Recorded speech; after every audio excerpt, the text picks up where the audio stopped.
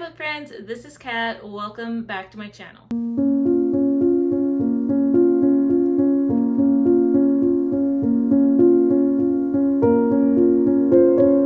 So today's video is going to be a quick wrap up for May.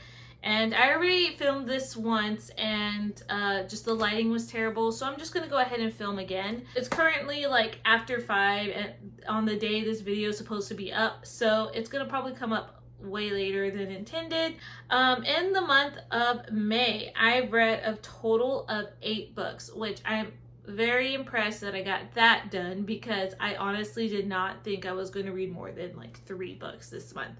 But I was able to read 8. So out of these 8 books, I had 1 3-star read, 2 3.5-star reads, 2 4-star reads, and 2 4.5-star reads. So let's go ahead and talk about the 3-star read that I did have this month, and that is Sabotaged by Dani Petry. This is the last book in her Alaskan Courage series, which means I have finished a series. About time. So this is the story about Reap, who is the last sibling that you read about in this series, and it's his story with his love interest, Kiera, and it centers around this dog sled race that is hosted in Alaska. And basically you kind of get the whole mystery solved that starts in book 1 to like the end of this book. And yeah, so that's basically what I remember from the story. It was a good read. I mean, it was quick, it was easy. This book does have mention of rape in it, so it doesn't talk about that like in detail, but just letting you know there is a character in there that does go through this, and if that is a trigger for you, just so that it's in here. So there is that. And yeah, I mean, I enjoyed my time with this series. The series, I think, matches a 3.5 as a whole, but I do love this family of siblings. I think that their closeness is just sweet, and I guess like a lot of things seemed a little coincidental in this book. And honestly, the big mystery at the end, just, I don't know, kind of fell a little short for me. I didn't feel like it was as interesting as I felt like in the first few books. But my favorite of this series will probably be Caden and Gage's story. This does land on a Christian fiction rating of a 3. So faith is very prominent in here, and it really does show. So yep, that was my 3-star read. My 3.5-star reads, I'm gonna start with 12 Angry Men. I think it's like Reginald something was the author, but this is actually a play, and I remember this movie that we saw in high school that was based off of this play, and it was so impactful that when I saw that this book was published in the 1950s, this fits in Alma's challenge with Read Through the Decades challenge. I saw this book and immediately I thought this would be perfect, and I enjoyed my time with it. I remembered the movie pretty well as I was reading the book, like some new memories were just popping up. So I enjoyed this play. I thought it was very interesting, especially with all the different characters. So this play does open up with this boy being on trial, either in his late teens or like middle of his teens, but he is convicted of murdering his father. And so you follow the 12 jurors that go to the back room to decide if he's guilty or not based off of the evidence. You don't really get much of the evidence until later on as the play is unfolding. So it just starts off with the jurors kind of going into the room and, you know, doing a silent vote, seeing like if they're all on the same page, if this boy is guilty or if he is not guilty. And so all but one of the jurors votes guilty. And so the play kind of goes from there with this one juror and his, you know, bringing to light why he didn't think this boy was guilty, or he just has a shadow of a doubt as to if this boy was guilty or not. And all the other jurors, you know, they come and they say why they think that this boy is guilty. And it's just an interesting take on how, you know, different people grow up and their backstories, even prejudices, and how they view why they voted the way that they did. And I just thought that this was a very interesting take on why people form opinions that the way that they do. So it's very thought-provoking, and there are characters that I did not like. One character in particular just had a very big potty mouth, and I did not like that, but I could see why the author wrote him the way that he did, as well as another character who was very pompous. And of course, every character kind of has a little bit of a glimpse of their life where you can feel like, where you can get a backstory, I feel like, with them. But again, it's just a short play, so it's not a lot of backstory. So anyway, I enjoyed it.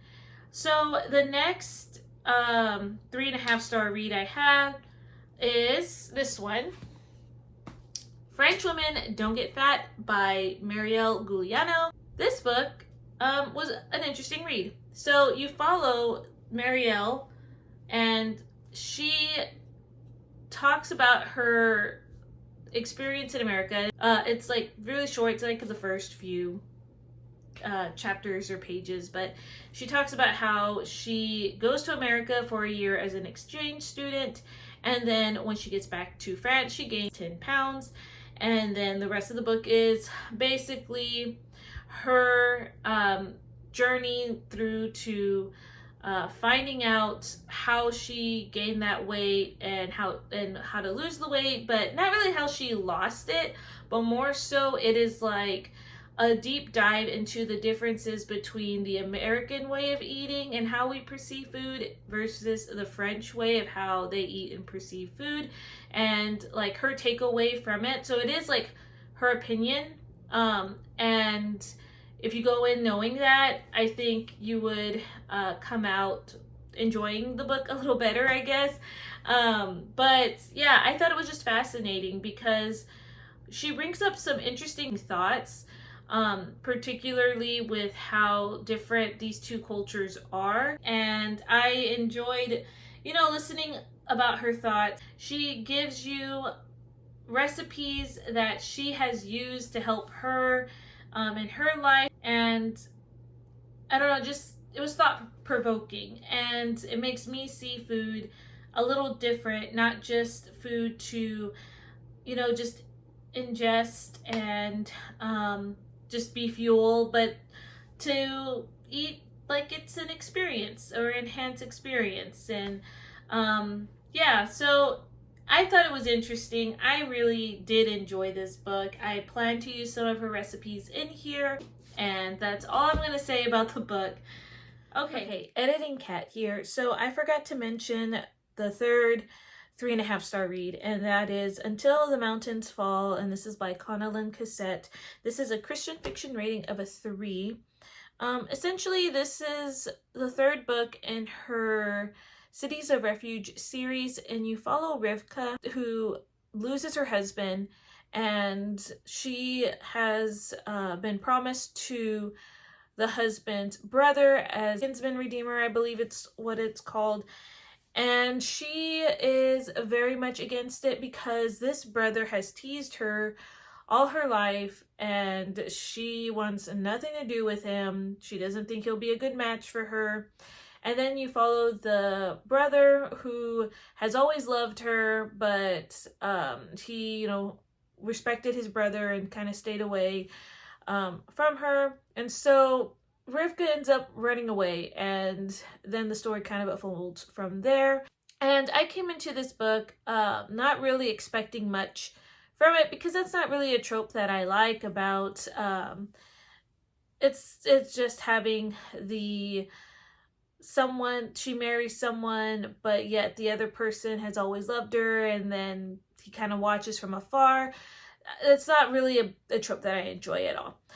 And so, and then it gets complicated with when it's a sibling thing. I, came in with low expectations, and off the bat, Rivka was just upsetting to me.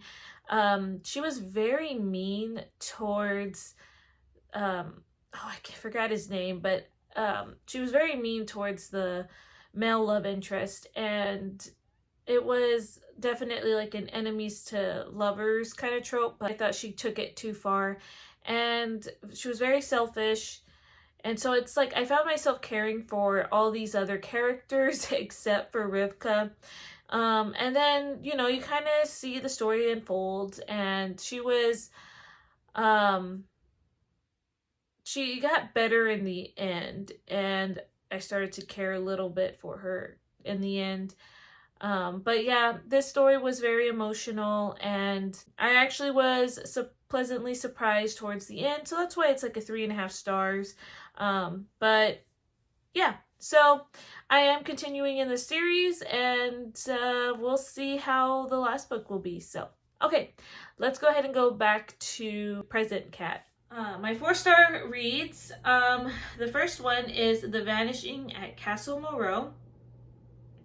This has a Christian fiction rating of a 2, and this one's by Jamie Jo Wright. I did this in a vlog. This was part of my Chantel's Read Your Bookshelf Challenge vlog, where I did the spring prompts, and I did enjoy this book. It was very gothic-y, and it was very creepy. Like that one timeline you deal with this castle where it says that women who go there often disappear, and there's like this phantom woman, which Jamie Jo Wright has explanations in her books, but that it was still kind of creepy.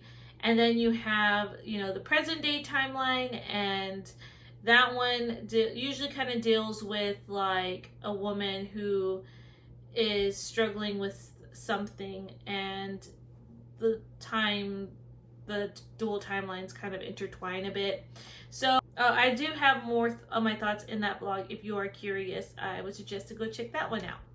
My next 4-star rating is A Home for Her Baby by Gabriel Meyer. This comes at a Christian fiction rating of a 2.5.